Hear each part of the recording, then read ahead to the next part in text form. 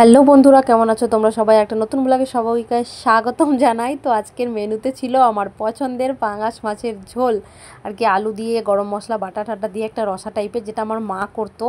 এত টেস্ট হতো, মানে বলার বাইরে আর কি। আর এদিকে একটা ছোট মাছ ছিল, যেটা কচু আলু দিয়ে রান্না করেছে আমার বর আর কি। তোর প্রতি অতটা ইন্টারেস্ট ছিল না আমার, তা মানে রাখার হয়, পাশে রেখেছি জাস্ট। তো তারপর আর কি খাওয়া দাওয়া করে একটু রেস্ট নিয়ে আমরা বেরিয়ে গেছিলাম শিবাজীনগরের উদ্দেশ্যে। তো আজকে দেখাবো যে একটা সামান্য জিনিস কত মূল্যবান হতে পারে। তো এখানে আমার মেয়ের জুতোটা আর কি ছিঁড়ে গেছিলো, সামান্যই ছিঁড়ে গেছিলো। জুতোটা ঠিকই আছে বলা যেতে পারে, তেমন কিছু হয়নি। তো তার জন্য সেলাই করে নিলাম, কারণ জুতোটা ফেলে দেওয়ার বা নষ্ট করার কোনো প্রশ্নই ওঠে না এখন নতুন জুতো কিনে দেওয়ার।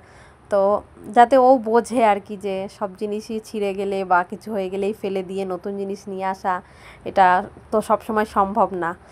কারণ জিনিসটা যেহেতু ভালোই আছে, সেরকম খারাপ হয়নি, তাই তার মূল্যটাও যেন ও দিতে বোঝে আর কি। তো সেই কারণে আর কি এখন কিনে দিলাম না ওকে, পরে কিনে দেবো, কদিন পরেই কিনে দেবো। তো এখানে আর কি বললাম যে সামান্য একটা জিনিস খোঁজার জন্য কত মানে ঘুরেছি আমরা, সারা বিকেল দুপুর আর কি তন্ন তন্ন করে খুঁজছি। তো জিনিসটা হলো আমার বরের ফ্ল্যাক্সের একটা স্প্রিং ভেঙে গেছিলো, তো সেটা খোঁজার জন্যে পুরো শিবাজীনগর একদম তোলপাড় করে ফেলছে এদিক ওদিক।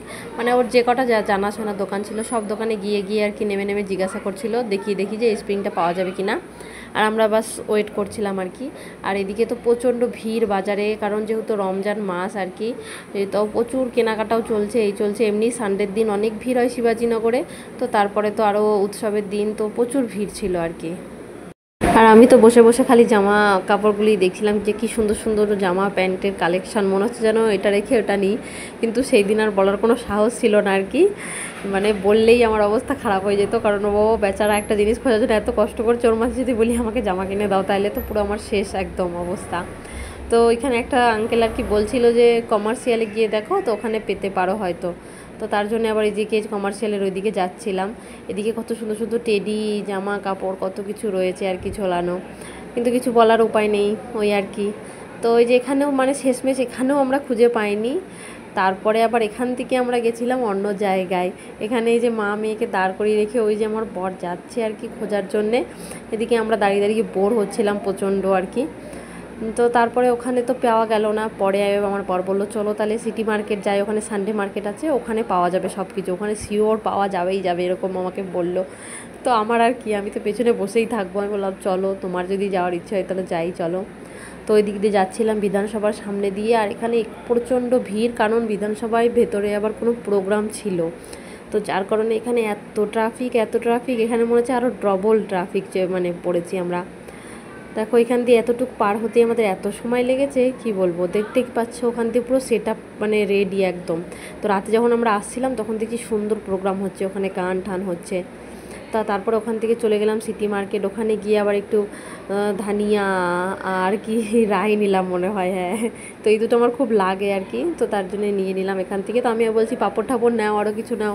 তারপর বলছে না না না, আর অত কিছু নিতে হবে না, চলো এই দুটো নিয়েই। তারপরে ওখানে আর আমি ভিডিও করতে পারিনি, কারণ ওখানেও প্রচণ্ড ভিড়, আর আমার ভয় করছিল হাতে করে ফোনটা নিয়ে যে গাড়িতে চড়বো, কেউ যদি হঠাৎ করে নিয়ে নেয় ফোনটা বা কিছু। তো সেই ভয় তো ওখানে আর আমি ভিডিও করতেই পারিনি। এখানে এসে খানিকক্ষণ দাঁড়ালাম। তো এখানে কি গানের প্রোগ্রাম হচ্ছিলো আর কি, তো ওটা একটুখানি শুনেছি, বেশি না। আমার বরের তো কোথাও গিয়ে আরও ভালো লাগে না, বেশিক্ষণ ওয়েট করতে পারিনি আর কি। তারপর ওখান থেকেও চলে গেছিলাম, ও আবার গেছিলো একটু সামনে, যে দেখে আসি কে এসছে। তো আমি আর মেয়ে আবার এখানে দাঁড়িয়ে রয়েছি। এখানে কত সুন্দর সুন্দর মানে লাইটিংটা আসছিলো, তো ওটা দেখতে ভালো লাগছিলো, তো দাঁড়িয়ে দাঁড়িয়ে দেখছিলাম। কিন্তু আমার মেয়ের কোনো কিছুতে মন নেই, ও খাবে আইসক্রিম, তার জন্যে ওর হাসিটা ওই আইসক্রিম পাওয়ার পরেই দেখা যাবে মুখে। তো ফাইনালি আমরা চলে এসেছি গঙ্গা বেকারিতে, এখন এখান থেকে আর কি নেওয়া হবে ওর জন্য আইসক্রিম। তো সেই ওর হাসি আর কি, কারণ ও তখন থেকে বলছে আইসক্রিম খাবে। তো ব্যাস এতটুকুই ছিল ব্লগটা। পরে শেষমেশ মানে কি হলো, ওটা আর খুঁজে পাওয়া গেল না স্প্রিংটা। তো নিরাশ হয়ে আর কি বাড়ি আসতে হয়েছে। আইসক্রিম খাচ্ছে এই যে আমার মেয়ে, তো খুশি হয়ে গেছে, আর কিছু হোক না হোক। তো যাই হোক, এতটুকুই ছিল ছোটোখাটো ব্লগটা। কেমন লাগলো তোমরা কমেন্ট করে জানিও। বাই বাই, টেক কেয়ার, ভালো থেকো সবাই।